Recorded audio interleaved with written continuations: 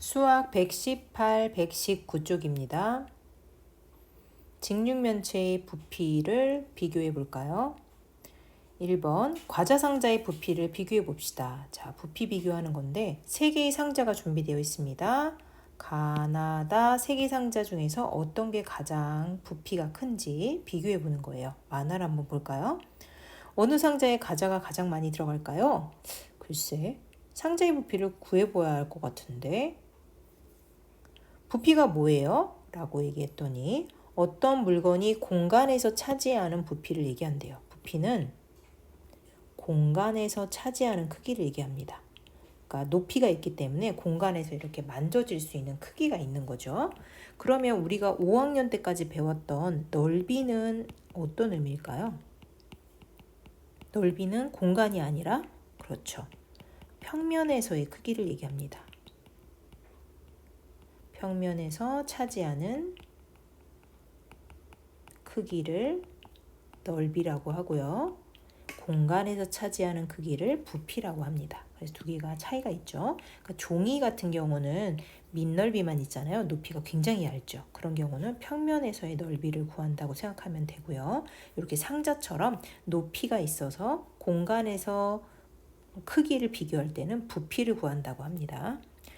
자, 그러면 첫 번째 볼까요? 어느 상자의 부피가 가장 클까요? 여러분들은 보기에 어떤 상자가 가장 커 보이나요? 자, 길이가 다 달라요. 그래서 한번 분석을 해보도록 하겠습니다. 일단 가하고 나를 한번 비교해 볼까요? 가하고 나를 비교하면 자, 밑면의 가로와 세로의 길이가 어떤가요? 똑같아요. 그럼 밑넓이가 같다는 얘기죠. 그런데 높이는 하나는 8cm고 하나는 10cm입니다. 그럼 이게 더 높네요. 그럼 높이가 높으니까 나의 부피가 더 크다고 할 수 있겠죠. 그러면 가와 나를 비교했을 때는 나의 부피가 컸습니다. 자, 이번에는 나와 다를 한번 비교해 볼까요? 자, 이번에는 나하고 다를 비교해 보겠습니다. 자, 잘 보시면 이제 또 똑같은 게 보입니다. 이번에는 높이가 같군요. 높이가 여기도 10cm, 여기도 10cm입니다. 그런데 밑면이 달라요. 그런데 보니까 밑면의 가로가 나가 더 길죠. 여기 나가 길고요. 세로도 나가 깁니다. 그러면 밑넓이는 나가 훨씬 넓죠. 그러면 높이가 같은 상태에선 넓을수록 더 크겠죠. 그러면 이번에는 나와 다를 비교했을 때도 나가 큽니다. 그럼 누가 가장 클까요? 자, 그러면 이제 마지막으로 알 수 있을 것도 같은데 한 번 더 비교할 수 있으니까 한번 비교해 보도록 합시다. 자, 이제 남은 것은 가와 다입니다. 자, 봅시다. 높이는 10cm니까 여기가 더 높네요. 그런데 밑면은 가가 더 넓어요. 길이가 길죠. 여긴 12cm, 여긴 10cm, 여긴 12cm, 11cm. 그 밑면을 보면 얘가 더 클 것 같은데 높이를 보면 다가 더 클 것 같네요. 그러면 가하고 다를 비교했을 때는 누가 더 크다라고 하기가 조금 헷갈려요. 하지만 어떤 것이 가장 큰지는 알 수 있죠. 가보다 나가 크고 다보다 나가 크니까 나가 가장 크기는 하네요. 그러면 가장 큰 상자는 나 상자가 되겠죠. 어떻게 비교했나요, 우리가? 그렇죠. 변의 길이를 비교했죠. 각각의 변의 길이를 다 비교해 보았습니다. 자, 그러면 가하고 나는 비교하기가 어려우니까 어떤 방법이 있을지 여기서 한번 살펴볼까요? 다음 두 상자의 부피는 어떻게 비교하면 좋을까요? 아이고, 높이를 보면 얘가 높고 밑면을 보면 얘가 넓어요.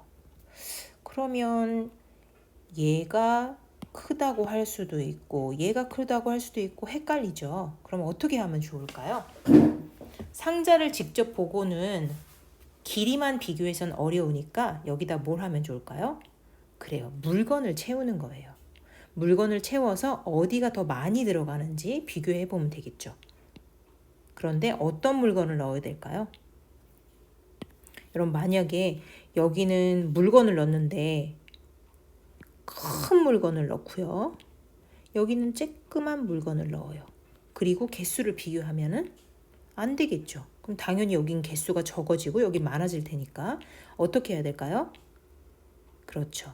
크기와 모양이 똑같은 물건을 넣어야 돼요. 크기도 같고 모양도 똑같은 거. 아니면 이렇게 상자 모양인 거.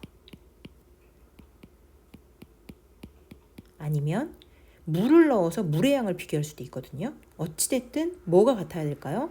여기 있는 것처럼 크기나 모양이 다르면 안 된다는 거. 무엇이 같은 것? 크기와 아이고 잘못 썼죠.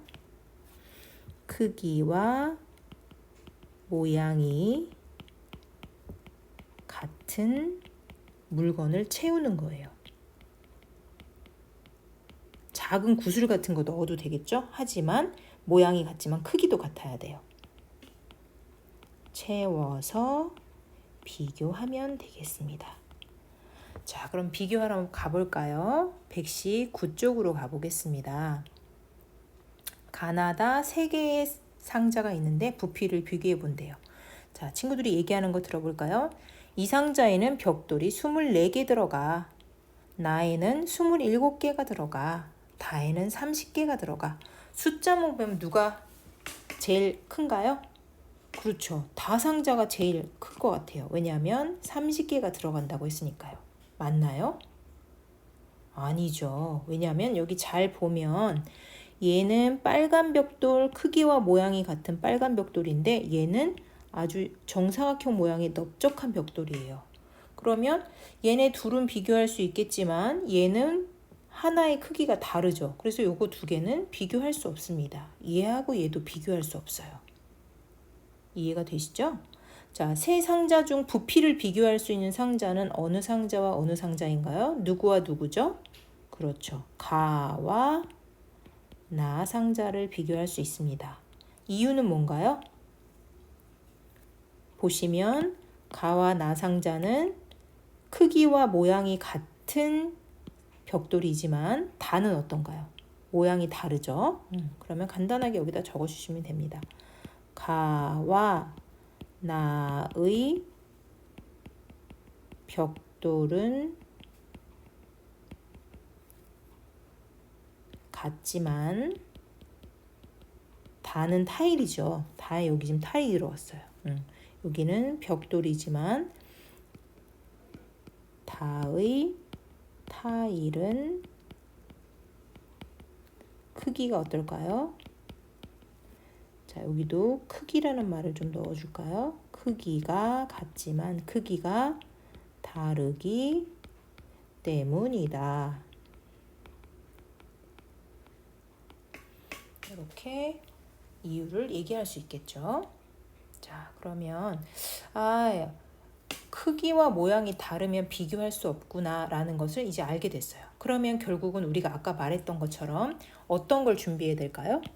그렇죠. 크기와 모양이 모두 같은 것을 이용해서 비교해야 돼요. 그래서 짜자잔 친구들이 이렇게 쌓기나무를 이용했어요. 우리 지금 아주 1학년 때부터 쌓기나무 많이 봤죠.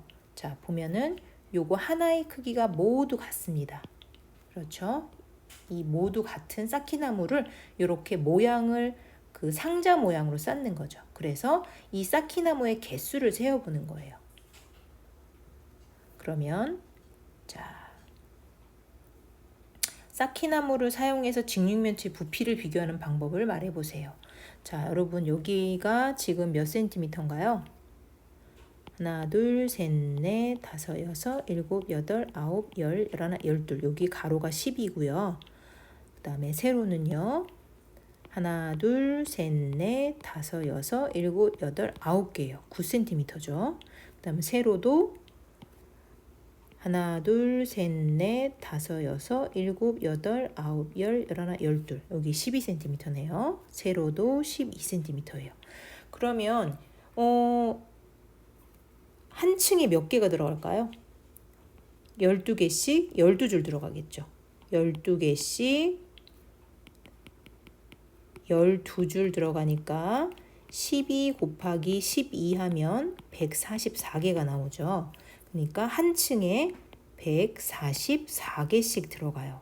그런데 몇 층 쌓았어요? 네, 9층 쌓았어요. 그러면 144개씩 9번 더하면 되니까 요거 개수 곱하기만 하면은 여기에 쌓기나무 몇 개 들어가는지 알 수 있어요. 그쵸? 그리고 여기는 하나, 둘, 셋, 넷, 다섯, 여섯, 일곱, 여덟, 아홉, 10개 들어갔어요. 세로는 하나, 둘, 셋, 넷, 다섯, 여섯, 일곱, 여덟, 아홉, 11 들어갔어요. 그리고 세로는 높이가 하나, 둘, 셋, 넷, 다섯, 여섯, 일곱, 여덟, 아홉, 11, 12, 12층이네요. 길이가 다 달랐군요. 그러면 여기 보면 한 층에 10개씩 11줄이죠. 10개씩 10개씩 11줄이니까 총 한 층에 110개씩 들어가요. 근데 110개씩 몇 층이죠? 그렇죠. 12층이에요. 그럼 110개씩 12층 계산하면 쌓기나무의 개수 또 계산할 수 있겠죠. 그러면 여러분들이 최종 이 숫자와 요 숫자를 비교하면 정확하게 누가 큰지 알 수 있어요. 그런데 길이만 비교했을 때는 누가 더 큰지 알기 힘들어요. 한번 볼까요? 여러분 여기 보면은 가로는 어때 보여요? 가로는 얘가 더 길어 보이죠. 세로도 얘가 더 길어요. 그럼 밑넓이는 얘가 더 긴가 보다. 그런데 높이는 얘가 높아요. 그럼 이게 더 높은데 딱히 얘가 더 큰지 얘가 큰지 알 수 없죠. 길이를 직접 비교해도. 그런데 쌓기나무의 개수를 세워서 이렇게 쌓기나무의 개수를 계산해 보면 누가 더 큰지 알 수 있습니다. 그렇죠? 그래서 결국은 쌓기나무를 사용하여 직육면체 부피를 구하는 비교하는 방법은 뭐라고 할 수 있을까요? 네. 상자 모양으로, 그죠? 직육면체 모양으로 쌓기나무를 쌓아서 쌓기나무를 직육면체 모양으로 쌓아서 무엇을 비교한다?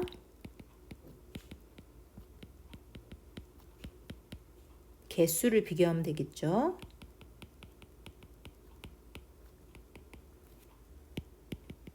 개수를 세어 비교한다.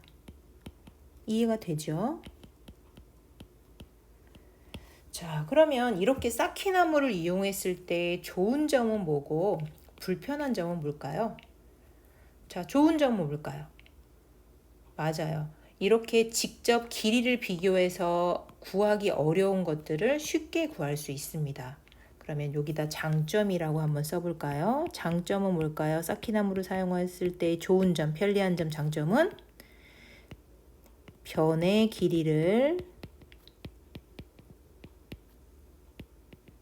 길이로 비교하기 어려운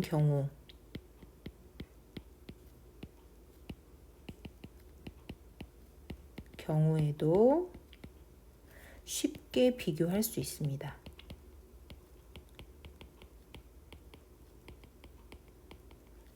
앞에 보면요. 여기 앞에 보면요. 자, 가와 나는 길이로 비교 가능했죠. 나하고 다도 비교가 가능했어요. 그렇지만 가와 다는 비교할 수 없었죠. 이런 경우에 쌓기나무를 이용하면 가와 나도 쉽게 비교할 수 있다. 이런 의미가 됩니다. 그럼 단점은 뭘까요? 불편한 점. 뭐가 불편할까요? 단점.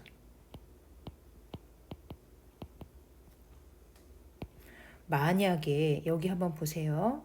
자, 여기 보면 가와 나 같은 경우는 쌓기나무가 똑같았죠. 벽돌이. 그러니까 요거 하나의 물건이 똑같은 모양일 경우에는 비교하기가 좋았지만 개수로 비교할 수 있으니까 자, 이렇게 하나의 크기가 다른 경우 쌓기나무의 크기가 다른 경우에는 비교하기 어렵습니다. 이해가 되시나요? 자, 크기가 다르다면 하나의 크기가 쌓기나무라고 한번 써볼게요.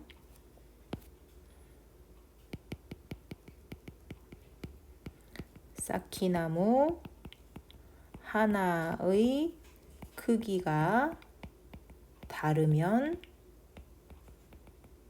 비교하기 어렵습니다. 그럼 어떻게 해줘야 될까요? 가능하면 잘게 쪼개서 작은 쌓기나무로 똑같이 비교할 수 있는 걸 만들어야 되겠죠. 자, 이제 그거에 대해서는 다음 시간에 또 한번 해보도록 하겠습니다. 결국은 오늘 알게 된 것은 부피를 구할 때 변의 길이로 비교하기 어려운 경우는 쌓기나무를 이용해서 비교할 수 있구나. 하지만 그 쌓기나무는 무엇이 같아야 한다? 크기와 모양이 같아야지만 언제나 똑같이 비교할 수 있다라는 것을 알게 되었습니다. 자, 이렇게 해서 오늘 직육면체 부피를 구하는 아주 기초적인 내용에 대해서 배웠습니다. 자, 그러면 다음 시간에 또 만나도록 하겠습니다. 수고하셨습니다.